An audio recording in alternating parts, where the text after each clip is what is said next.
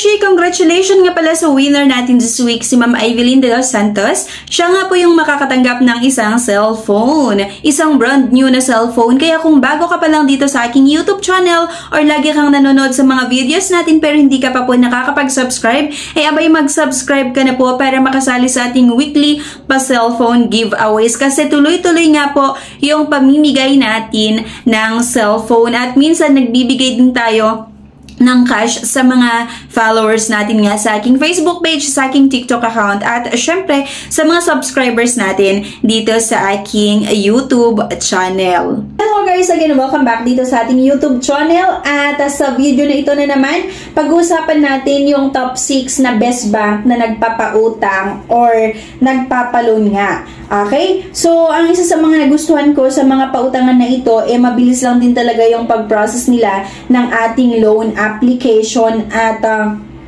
yung requirements, napaka-minimal lang din naman and malaki talaga yung pwede nating mahiram. Kaya kung naghahanap kayo ng pwedeng mautangan online ng mas malaking amount ng hanggang 1 million, pwede nyong masubukan itong iba't ibang pautangan na ito. At syempre, kung naghahanap kayo ng ibang option na pwedeng mautangan online, pwede nyong i-check guys yung link na makikita nyo sa comment section at sa description below. Meron nga tayong nilagay na para sa akin medyo okay siya based sa aking experience. Pero disclaimer nga, hindi rin ako binayaran ng mga loan app na ito. Yung based lang sa sarili kong experience at kung gusto nyo masubukan or mautangan, mas maganda na gumawa na lang din kayo ng sarili nyong research kasi maaring okay yung naging karanasan ko pero yung mga iba ay hindi maganda yung experience nila kasi nga sa atin naman binayaran ko siya on or before yung due date. So, disclaimer, try or apply at your own risk. Let's get back to the topic. Pag-usapan nga natin itong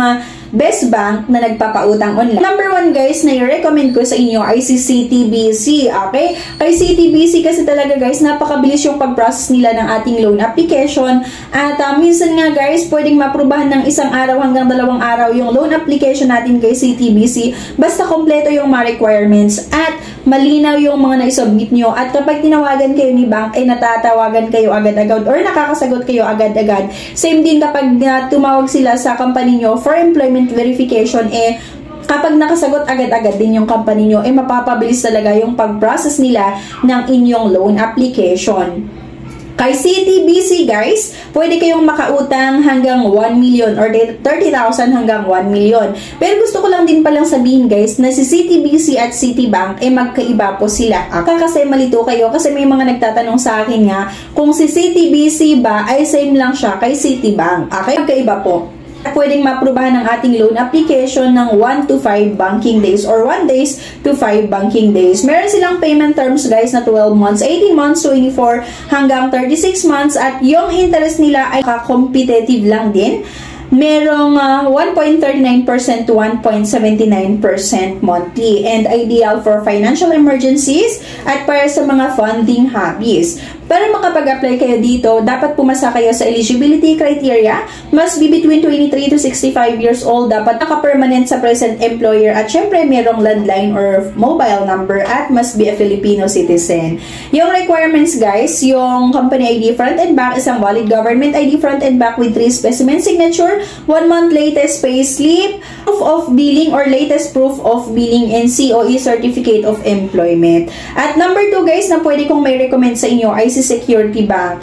Pwede kayong makahiram dito kay Security Bank hanggang 2 million. Meron silang payment terms guys na hanggang 36 months din. Approval within 5 business days. Basta nga lang kompleto lahat yung mga na-submit nyo at kapag tinawagan kayo ni bank for CI at same sa employer nyo, nakakasagot kayo agad at pati din yung employer nyo. Napakabilis lang din makapag-apply dito kay Security Bank din talaga. Dapat po sumasahod po tayo ng 15,000 for Metro Manila at 12,000 for outside Metro Manila, pero hindi ibig sabihin na ito yung qualifications nila ay talagang ma-approvean kayo. Subject for their policy and approval pa rin. Okay? So, para makapag-apply kayo dito, dapat mayroon kayong requirements, yung company ID, isang valid government ID, latest 1-month pay slip, at latest BIR form or ITR 2316 or yung latest certificate of employment. For self-employed naman, kailangan meron tayong may present na 2 valid IDs, ITR, yung latest 2 years audited financial statement, SEC registration or DTI,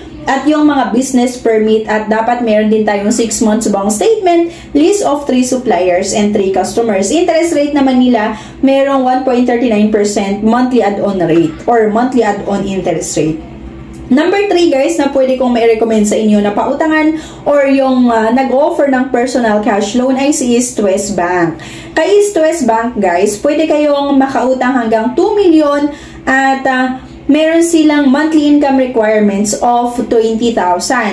Yung flexible payment terms nila ay 12 months, 18 months, 24 hanggang 36 months. Same lang din naman siya kay Security at CTBC Bank. Pero makapag-apply kayo dito, dapat regular kayo sa inyong trabaho, Filipino citizen, and dapat po 21 hanggang 65 years lang yung edad.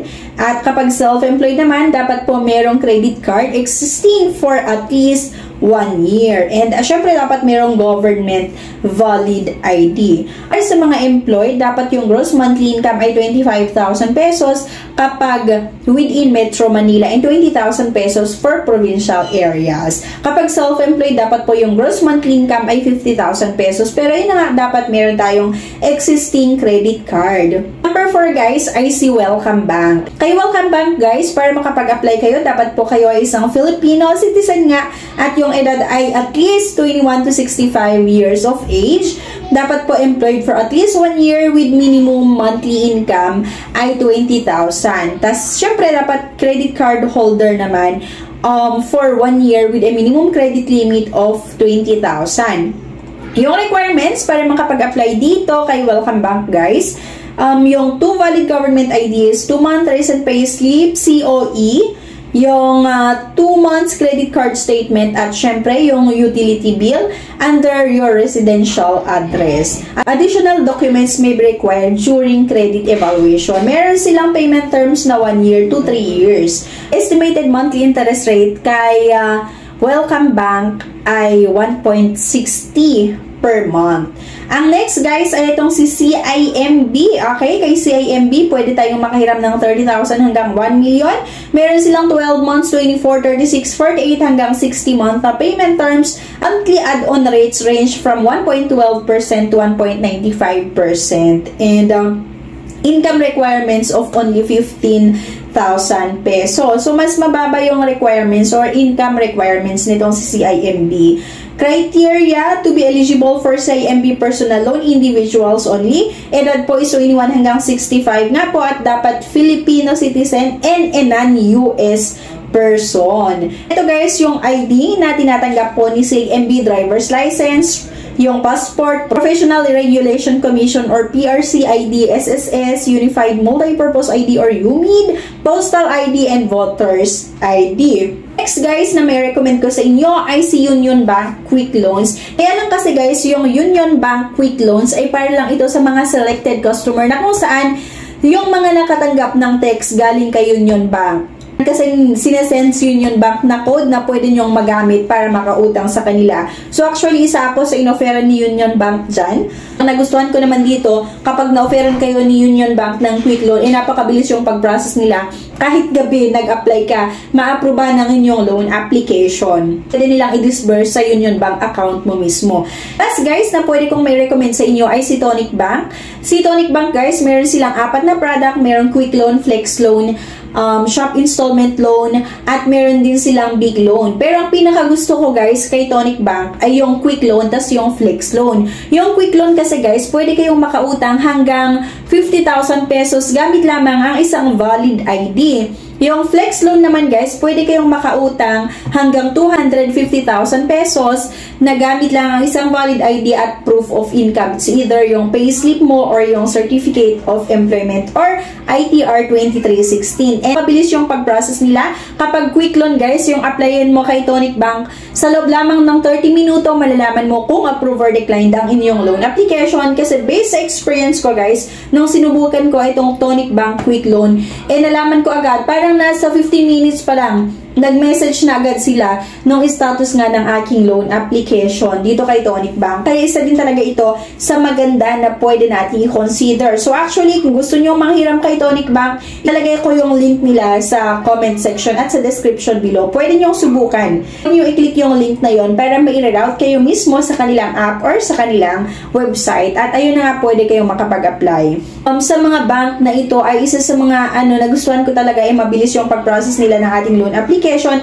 At halos karamihan sa mga loan app na ito ay hindi kailangan ng credit card. Minsan kasi marami yung gustong umutang sa ibang bangko kaya lang hindi sila pwedeng nakakahiram or hindi sila nakakahiram kasi yung ibang bangka nire-require nila na kailangan ng existing credit card. Pero sa mga ibang bangko na nabanggit natin ay okay lang. Pwede pa rin kayong makapag-apply sa kanila kahit wala kayong credit card like ni CTBC, ni Security Bank, ni CIMB, ni Union Bank, ni Tonic Bank. Okay? So, yan lang guys. Anyway, thank you for watching. Sana may nakuha kayo na idea sa mga pautangan na ito, sa mga bank na ito, na kung saan pwede nating mahiraman. Pwede nating masubukan na mautangan kung kailangan natin ng extra cash para nga sa mga pang-emergency na pangangailangan or para sa mga personal expenses or sa travel or kapag ikakasal ka tapos kulang ka sa budget, pwede mong malapitan itong mga itong mga pautangan na ito, itong mga bank na ito, or di kaya for business expansion. Ayan. So anyway, thank you for watching. And sana nga may nakuha kayo na idea. Please don't forget to click the subscribe button. Sana i-like nyo yung video na ito at i-share nyo na rin guys. Thank you and bye-bye. If declined sa bank and other loan apps, pwede niyong subukan yung ibang options. See the links sa description at sa comment section below. Click the link and apply. Disclaimer, try or apply at your own risk.